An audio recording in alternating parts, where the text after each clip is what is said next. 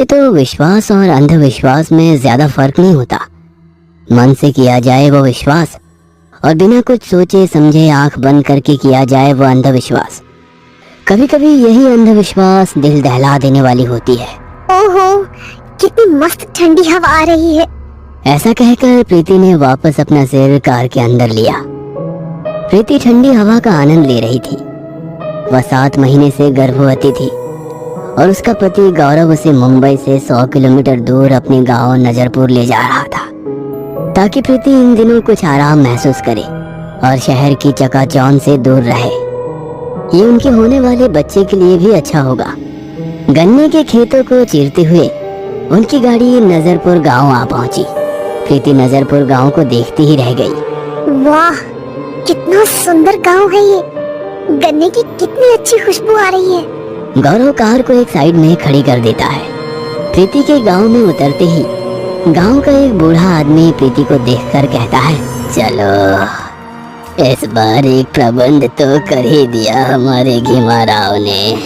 प्रीति गौरव की तरफ देखकर कहती है, कौन है ये लोग और तुम्हें घीमा राव क्यों बुला रहे हैं, और ये किस प्रबंध की बात कर रहे हैं? मुझे नहीं पता प्रीति, शायद इन्हें कोई गलतफहमी हुई होगी।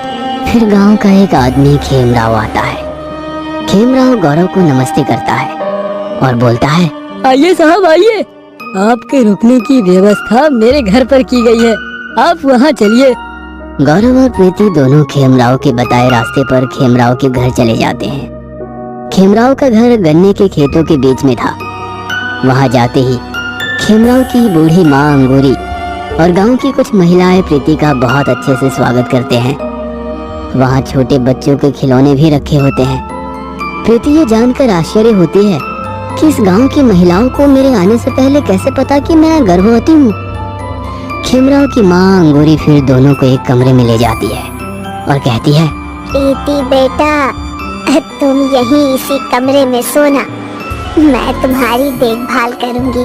तभी उस कमरे में एक और औरत थी जो प्रीति को खड़ी खड़ी देख रही थी। उसको देखकर अंगूरी गुस्से में बोली, तू यहाँ क्या कर रही है, चल जा यहाँ से। फिर प्रीति अपनी चारपाई पर लेट जाती है। प्रीति लेटी हुई थी, तभी उसे अंगूरी के डांटने की आवाज सुनाई दी। प्रीति अपने कमरे के एक छेद से देख पा रही थी कि अंगूरी उसी महिला को जो अभी यहाँ थी उस पर चिल्ला रही थी और उसे झाड़ू से पीट रही थी, पर उस महिला के मुंह से एक भी आवाज नहीं निकल रही थी। तभी प्रीति दरवाजा खोल के जैसे ही बाहर गई, अंगूरी ने तुरंत झाड़ू फेंक दिया और प्रीति से बोली, तुम बाहर क्यों आई बेटा, कुछ चाहिए तो मुझे बता देती। प्रीति कुछ कहती ही उससे पहले ही वह महिला वहाँ से चली गई। रात हो जाती है। प्रीति, गौरव, खेमराव और अंगूरी खाना खाने लगते हैं।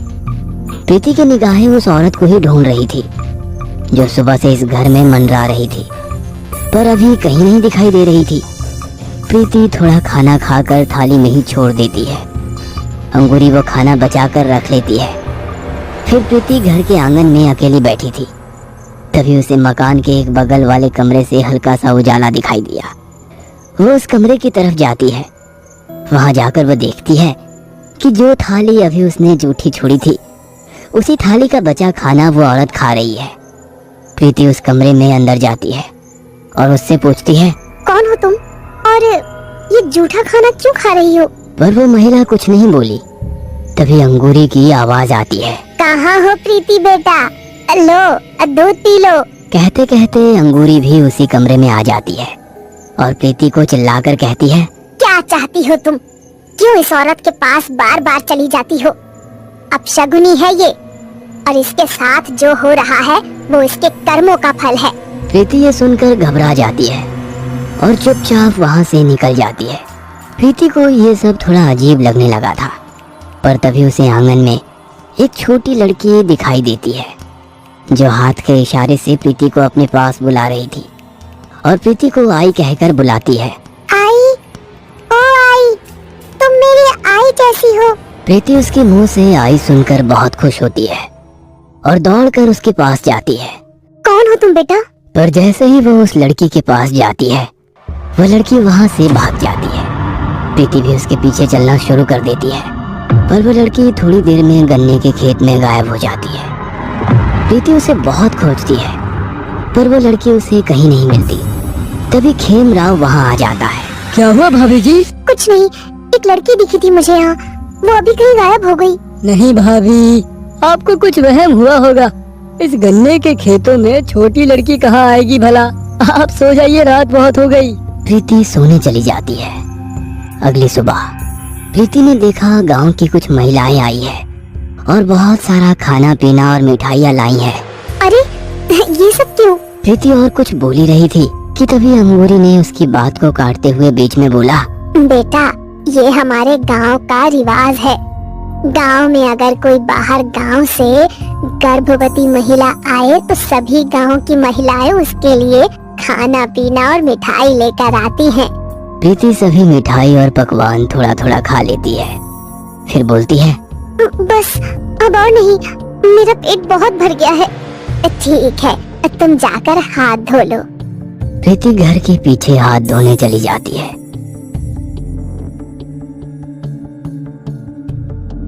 तभी उसे वहाँ वही लड़की दिखाई दी। उस लड़की ने प्रीति को फिर हाथ के इशारे से बुलाया। प्रीति उसके पीछे गई। गन्ने के खेतों में वो लड़की भाग रही थी और उसके पीछे प्रीति भी।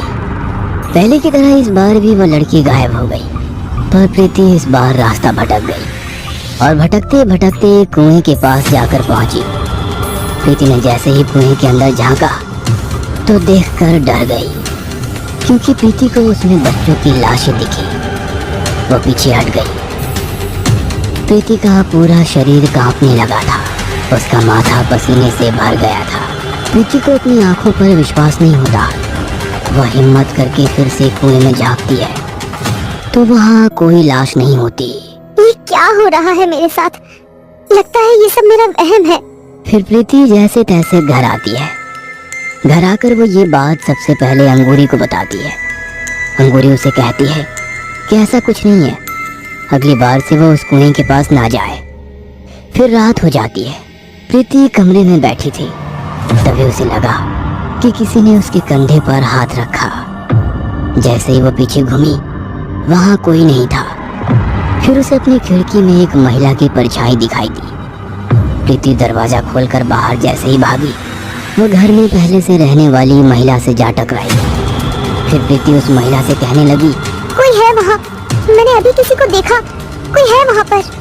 वह महिला हल्के से मुस्कुरा देती है पर कहती कुछ नहीं और वहाँ से चली जाती है। प्रीति अपने कमरे में चली तो जाती है पर सोच में पड़ जाती है। आखिर वो छोटी लड़की कौन है? कुएं में उसे बच्चों की लाशें क्यों दिखी? और अभी जो दिखी वो महिला कौन थी? ये सारे सवाल उसको परेशान कर रहे थे। प्रीति यही सोचते सोचते सो जाती है। जब वो सोती है तो उसके सपने में आता है मुंबई से 100 किलोमीटर दूर नजरपुर गांव है। नजरपुर गांव में खेमराव नाम का आदमी अपनी माँ अंगूरी और अपने भाई के साथ रहता है। नजरपुर गांव एक महामारी का शिकार है। यहाँ हर वर्ष महामारी फैल जाती है। उससे बचने के लिए गांव के ही तांत्रिक ने एक उपाय बता रखा था। गांव में हर साल एक नवजात बच्चे की अमावस्या की रात को बलि देनी होगी, उससे गांव में महामारी नहीं फैलेगी। पर शर्त ये था कि गर्भवती महिला किसी बाहर गांव या शहर की हो। खेमराव बाहर गांव की लड़की से शादी करके लाता है, पर वो महिला गर्भ धारण नहीं कर पाती है। खेमराव गुस्से में आ जाता है। फिर वह उस महिला को अपने ही घर के बगल वाले कमरे में ले जाकर उस महिला को जिंदा जला देता है। फिर खेमराव दूसरा विवाह करता है और इस बार उसे लड़की हो जाती है और वो लड़की को ही जाकर कुएं में फेंक देता है। पर उस लड़की की माँ इन सब के खिलाफ थी। वो अपनी बच्ची को नहीं मारने देना चाहती थी, कहीं वो अपनी जुबान किसी के सामने ना खोल दे। इसलिए खेमराव उसे जिंदा तो छोड़ देता है पर उसकी जुबान काट देता है। वह जुबान कटी महिला कोई और नहीं, वही महिला है जो प्रीति को आते ही मिली थी। साल बदल चुका था, अब बारी खेमराव के भाई की थी। खेमराव के भाई का चेहरा जैसे ही सामने आता है, प्रीति की नींद खुल जाती है। ये और कोई नहीं, गौरव ही था। प्रीति सब कुछ जान चुकी थी। वह वहां से भागने लगती है क्योंकि आने वाले कल में अमावस्या की रात ही थी। पर जैसे ही वो भागने लगती है, अंगूरी, खेमराव और गौरव, जो कि असल में भीमराव था, प्रीति को पकड़कर बांध दिया और एक हवन के पास बिठा दिया। प्रीति ने जैसे ही तांत्रिक की तरफ देखा तो उसे वो बूढ़ा याद आया जो उन्हें आते ही मिला था। वो बूढ़ा ही उस गांव का तांत्रिक था और उसके कहने पर ही गांव में ये परंपरा चली आ रही थी। तांत्रिक मंत्र जाप करने लगा। प्रीति यह सब देखकर बेहोश हो गई थी। फिर अगली सुबह हो गई। प्रीति ने देखा वह अब खुली पड़ी है। वह फिर भागने लगी तो भीमराव ने उसके सिर पर एक लठ मार दिया। प्रीति नीचे गिर गई। प्रीति नीचे गिरी पर उसके हाथ में नीचे पड़ा हुआ चाकू लग गया। दूर रहो मुझसे, वरना मैं खुद को खत्म कर लूंगी। फिर तुम बच्चा कहाँ से लाओगे? नहीं प्रीति, तुम ऐसा मत करो, चाकू फेंक दो। इतने में तांत्रिक पीछे से आता है और प्रीति के हाथ से चाकू छीनकर फेंक देता है और प्रीति का पीछे से गला दबाने लगता है। फिर प्रीति जान की भीख मांगने लगती है। छोड़ दो मुझे, मुझे छोड़ दो, भगवान के लिए मुझे छोड़ दो। फिर चारों लोग हंसने लगते हैं। चिल्ला और जोर से चिल्ला, कोई नहीं आएगा तेरी मदद करने। इतना कहते ही तांत्रिक के पेट में चाकू आर पार हो जाता है और ये चाकू मारा था भीमराव की जुबान कटी बेबी ने।